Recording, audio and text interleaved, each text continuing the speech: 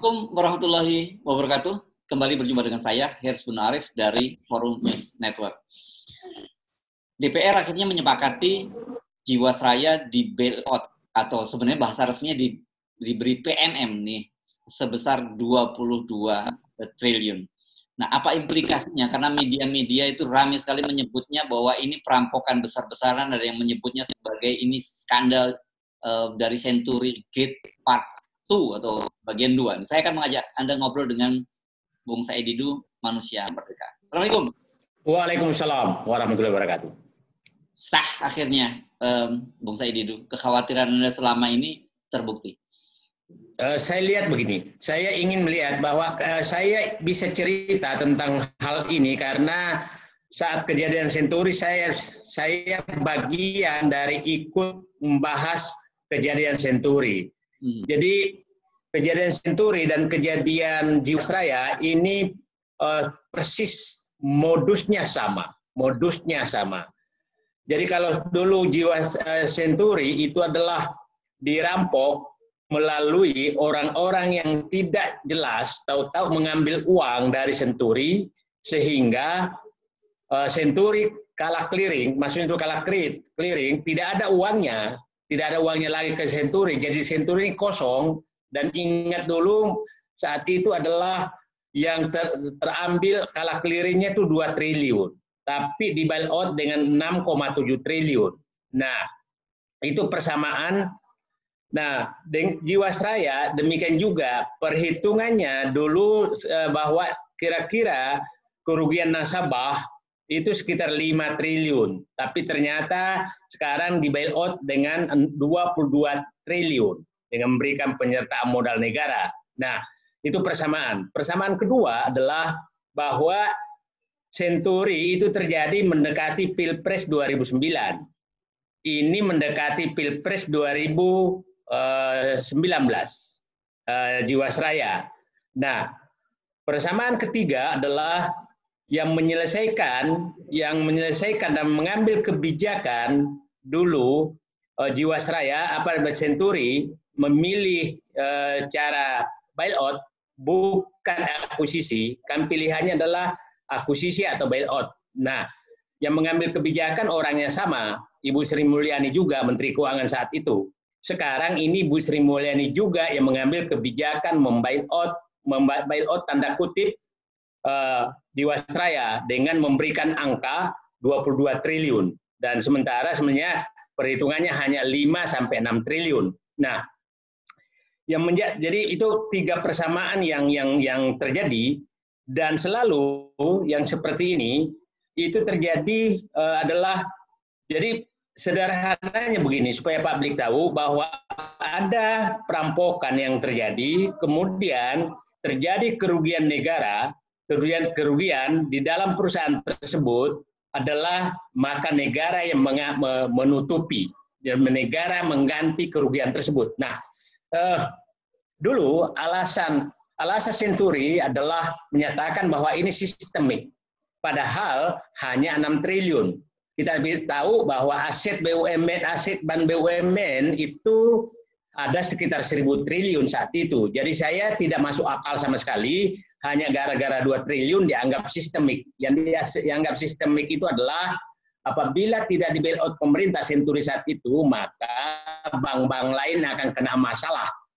Jadi saya tidak masuk akal sama sekali bahwa Century saat itu menjadi sistemik karena jumlahnya sangat kecil, tidak besar gitu. Jadi, nah dulu saya memilih cara bahwa diakuisisi karena Bank Mandiri saat itu asetnya 600 triliunan, jadi nggak masalah mengakuisisi sekitar 6 triliun itu kecil sekali. Nah, ini sama halnya kejadiannya di Jiwasraya sekarang. Nah, kita harus tahu bahwa Jiwasraya itu kan dulu Century itu kan diisukan adalah orang dekat kekuasaan, ya kan, yang bermain di dalamnya, diisukan demikian. Dan memang orangnya dekat kekuasaan sampai rapat malam pun pemilik banknya datang ke Kementerian Keuangan. Ya. Nah, saya ada di rapat itu saat itu. Nah, sekarang persis sama juga ini yang kita ikuti pengadilan yang bertanggung jawab penuh kan adalah Direktur Keuangan, sehingga tuntutan terbesar, hukuman tertinggi adalah Direktur Keuangan. Dirut Jiwasraya itu sepertinya tidak ikutan. Nah, kita tahu Direktur Keuangan Jiwasraya yang sepertinya bertanggung jawab penuh terhadap kerugian ini itu adalah bekas eselon 1 di kantor staf presiden, KSP. Setelah berhenti menjadi Direktur Keuangan dan ditarik menjadi deputi di KSP. Nah, ini kaitannya seperti itu. Dan kita lihat juga bahwa siapa sih yang yang tersebut namanya adalah itu adalah siapa namanya, salah satu penasihat presiden ya. Salah satu penasihat presiden yang dikatakan bahwa dia properti dan saham-saham ada di dia, oke, dan di saham dia yang dimainkan di Jiwasraya. Nah, juga terhadap, jadi ini kalau saya menganalisis bahwa kejadian hari ini bahwa DPR sudah setuju. Yang menarik, Mas Hersu, DPR itu hanya mengusulkan dulu 5-6 triliun loh. Tahu-tahu naik 12 triliun dan kompak menyetujui. Nah, saya dengar bahwa hanya satu partai yang saya nggak tahu apa partai lain, tapi PKS menyatakan resmi menolak terhadap PMN Jiwasraya. Itu secara resmi menolak. Partai lain saya tidak mengikuti, hanya individu-individu. Partai Demokrat mempertanyakan, tapi saya nggak mendengarkan suaranya. Tapi kalau hanya dua partai ini melakukan, maka pasti kalah kalau dia di voting. Nah, yang menarik adalah kita harus tahu sebenarnya siapa sih nasabah Jiwasraya yang menjadi korban. Nah, kita tahu, saya mendapat informasi bahwa nasabah-nasabah ini memang orang-orang juga yang dekat kekuasaan, gitu. Jadi orang-orang yang dekat kekuasaan yang jadi korbannya, sehingga kelihatannya inilah terjadi oligarki melegalkan sesuatu perampokan untuk menutupi dengan lewat DPR, dan DPR menyetujui. Jadi secara legal disetujui. Nah, tapi sama halnya dengan Senturi, secara legal juga dulu disetujui, gitu kan, disetujui. Nah, yang problem sekarang adalah bahwa kalau Senturi itu bisa diutak-atik dulu karena memakai undang-undang normal. Ya. Ini pengebijakannya diambil di undang-undang tidak normal, maksudnya Undang-Undang Nomor 2 Tahun 2020, yang di dalam undang-undang tersebut sudah dinyatakan bahwa kebijakan yang diambil pemerintah tidak bisa dipidanakan, kerugian yang disebabkan oleh kebijakan tersebut tidak dianggap kerugian negara, dan tidak bisa dituntut secara perdata dan pidana. Aman dong ya? Ini menurut saya adalah sangat rawan gitu ya. Nah, itu kira-kira. Jadi ini lebih parah daripada Senturi. Ya. Lebih parah dari Senturi kasus Jiwasraya. Bu, tadi kan Bang Saidido menyebut persamaan-persamaan. Tapi tentu kita bisa menyebut perbedaan dalam situasi negara saat ini, kan, keuangan negara yang sedang babak belur dan kemudian harus mengeluarkan dana yang Anda sebut tadi sebagai legalisasi terhadap perampokan Jiwasraya. Jadi itu menurut saya, itu betul-betul menurut saya, hati nurani pengambil kebijakan terhadap keadilan itu sudah hilang. Termasuk teman-teman di DPR. Hilang sama sekali. Bayangkan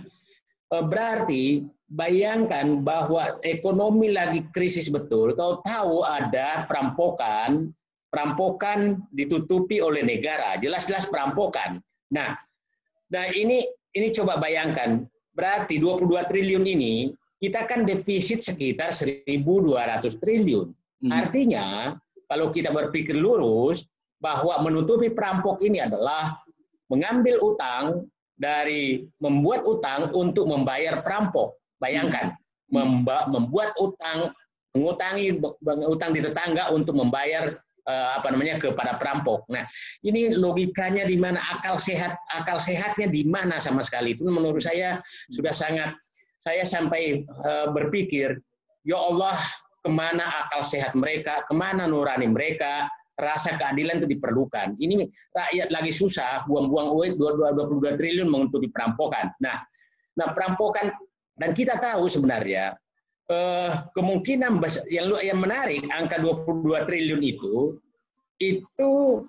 seperti mendekati jumlah dengan yang dirampok. Jadi bukan jumlah kerugian nasabah. Jadi kan kerugian nasabah kan kira-kira 5-6 triliun, tapi yang dirampok kan menurut pengadilan kan sudah mendekati 18-20 triliun. Nah, kemungkinan mencapai 2 triliun karena nilai aset yang dimiliki Jiwasraya dari permainan perampokan ini itu mungkin semakin turun. Nah, perlu saya jelaskan sebenarnya bagaimana sih Jiwasraya ini dirampok supaya masyarakat paham betul, supaya istilahnya perampok itu apa. Begini sebenarnya. Ini ada orang yang mempengaruhi Jiwasraya untuk membeli saham, untuk membeli properti,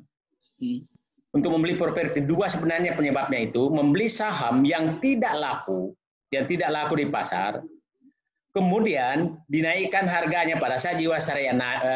Jadi begini, ada saham tidak laku, kemudian dibeli oleh orang yang mau mencuri itu, kemudian Jiwasraya masuk membeli dengan harga tinggi, sehingga anggaplah Mas Hersu sebagai pemainnya, anggaplah.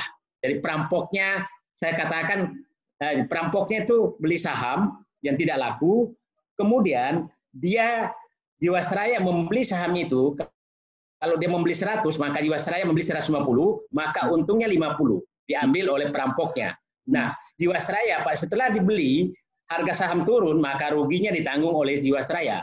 Karena turun menjadi normal. Nah, itu dan saham-saham itu kita tahu siapa pemiliknya, siapa penjualnya, gitu kan. Nah, properti juga begitu. Properti yang dibeli itu properti yang tidak laku, dan kita tahu pemiliknya ya kita tahu lah, itu namanya udah terungkap di pengadilan. Itu orang-orang, banyak orang dekat kekuasaan. Properti tidak laku, kemudian dibeli, properti umpamanya sudah didiskon 40%, tapi nggak laku-laku juga. Jiwasraya beli 40%. Setelah itu dia Jiwasraya. Nah, jadi kemungkinan naik 22 triliun adalah karena harga saham semakin turun, berarti nilai saham yang dibeli Jiwasraya semakin rendah, nilai properti yang dibeli Jiwasraya semakin rendah, dan pelakunya adalah geng, yang istilahnya orang itu kan menyatakan geng Solo gitu kan. Ya itu gengnya memang tinggalnya di Solo, yang permainannya yang ditangkap sekarang kan tinggalnya di Solo gitu. Jadi, itu ya. Nah, itu yang terjadi. Ya. Nah, dan itu juga yang main terus dari dulu. Nah, tapi yang saham yang beli itu diatur, dan saya agak paham karena yang menjago mengatur memang itu direktur keuangan. Nah, saya perlu buka Mas Hersu dulu waktu saya bahas ini dengan di ILC tentang bahwa semua pihak masih menyatakan bukan perampokan. Saya menyatakan ini perampokan. Nah, perampokan, kenapa saya menyatakan perampokan? Karena satu adalah bahwa ini terjadi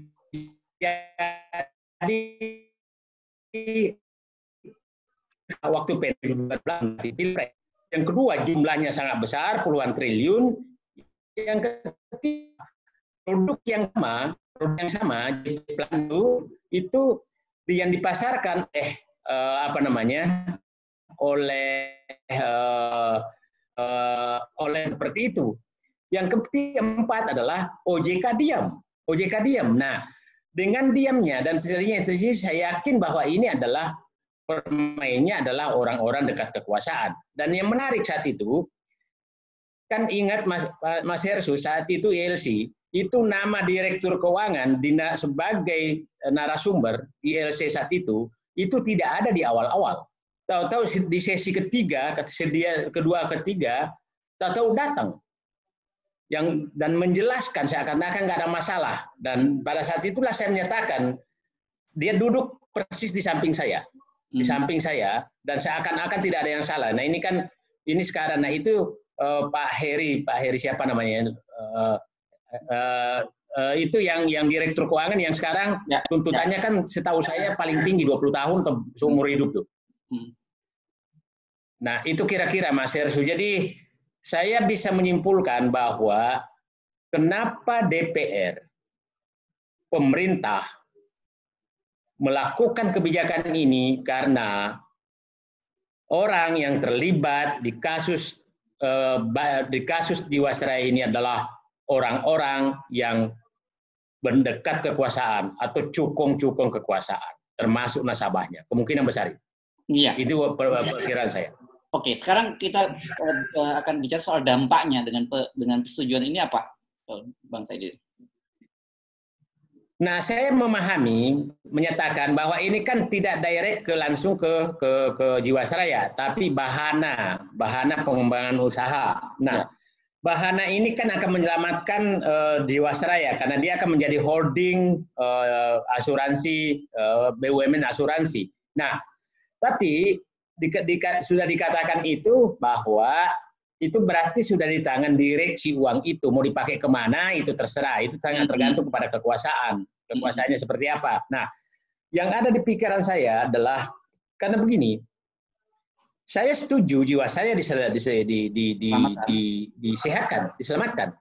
Tapi perampok harus mengembalikan uang hasil rampokan dia. Itu yang harus dipegang oleh pengambil kebijakan. Nah, sehingga menurut saya itu bukan penyertaan modal negara, mekanismenya adalah dana talangan. Dana talangan maksudnya begini, apabila uang dari perampok itu kembali, maka negara menagih kembali uangnya untuk dibayarkan ke negara. Itu yang menurut saya mekanisme ini. Sehingga kalau penyertaan modal negara, maka itu sudah menjadi uangnya perusahaan. Tapi kalau ditalangin, maka itu pinjamannya perusahaan. Nah, contoh umpamanya, Hersul, itu kan pemerintah juga melakukan hal yang sama untuk menyehatkan perusahaan lain. Garuda dikasih dana talangan, Krakatau Steel dikasih dana talangan, PT PN3 dikasih dana talangan, Bulog dikasih dana talangan. Kenapa Jiwasraya yang dirampok dikasih PMN? Gitu loh. Ya. Jadi wajar kalau kemudian kita curiga sekali bahwa ini ada kepentingan kekuasaan bermain di situ. Saya menyatakan curiga sekali, tinggi sekali kecurigaan saya, tapi yang paling bahaya adalah ini bisa menjadi modus terus-menerus. Modus terus-menerus bahwa merampoklah kalian, yang penting kalian untuk perampok dalam jumlah besar, tapi Anda orang dekat kekuasaan, maka nanti negara yang akan ganti hasil perampokan Anda. Itu yang paling bahaya. Ya, ini karena udah berkali-kali terjadi. Jadi kalau minjam judul sebuah film gini, rampoklah uang negara, nanti kau kuamankan, gitu ya. Nah, kira-kira begitu. Nah, jadi kalau mau merampok di Indonesia, merampoklah jumlah besar, tapi Anda harus dekat dengan kekuasaan, maka nanti akan ditutupi oleh negara, oleh rakyat, uang rakyat. Ya. Jadi ini pertanyaan terakhir kalau gitu, Bang Saidi, itu apa yang bisa dilakukan oleh publik, oleh rakyat dalam situasi seperti ini? Saya ingin menyatakan bahwa kalau terjadi apa-apa, maka ini harus dibongkar ulang kembali. Siapa yang merampok harus dibuka. Siapa yang merampok, dan itu pakai undang-undang pencucian uang. Siapa pun pernah merampok Jiwasraya, maka semua harta pribadinya harus diambil oleh negara untuk membuat efek jerah. Ya, dimiskinkan. Jadi bukan hanya perampokannya saja. Jadi bukan hanya perampokannya, kalau perlu sampai harta anak cucunya diambil. Supaya terjadi kapok untuk merampok. Ya, betul. Jadi selama ini orang memang merampok besar-besar negara, kemudian dihukum dan dapat remisi. Setelah itu dia bisa menikmati harta bendanya sampai harta rampokannya sampai 7 keturunan, kan? Nah, yang menarik ini, Mas, yang perampoknya ini nggak pernah ketangkap. Perampoknya loh nggak pernah ketangkap. Lebih parah ini ya. Lebih parah. Yang disuruh merampok, yang sebagai diperalat sebagai perampok, diperalat perampok itu yang ditangkap. Senturi juga begitu, perampoknya nggak pernah ditangkap, nggak pernah ditangkap. Yang menikmati hasil rampokan, itu nggak pernah ditangkap. Iya. Nah, ini juga Jiwasraya yang ditangkap ini kan adalah yang disuruh merampok, bukan dia yang merampok. Yang menikmati rampokannya aman-aman saja. Jadi kira-kira ya itulah. Jadi suruhlah pejabat merampok dan Anda nikmati kerampokan, Anda dekat kekuasaan, jumlahnya besar, maka yang penjara adalah yang Anda suruh dan Anda menikmati hasil rampokan. Iya, ini ngeri sekali nih penjelasannya. Baik, terima kasih Bang Said Didu. Kita akan lihat perkembangannya seperti apa, karena saya lihat bukan hanya Anda yang teriak-teriak nih. Di media massa, di media sosial, banyak sekali orang yang teriak-teriak soal asuransi bumi, PMN, penyertaan modal negara di asuransi bumi putra ini. Di Jiwasraya maksud saya. Ya. Jiwasraya. Ya. Saya katakan ini menjadi agenda dalam hati saya. Ini suatu saat harus dibongkar. Harus dibongkar. Kita nggak tunggu apakah kapan, tapi harus dibongkar. Kalau saya presiden, maka saya dalam kekuasaan dan memang tidak terlibat, maka aku harus bongkar ini untuk menunjukkan kepercayaan publik. Ya. Bahwa memang saya tidak tahu tentang kejadian itu. Ya, baik. Terima kasih Bang Said Didu. Assalamualaikum warahmatullahi wabarakatuh. Waalaikumsalam warahmatullahi wabarakatuh.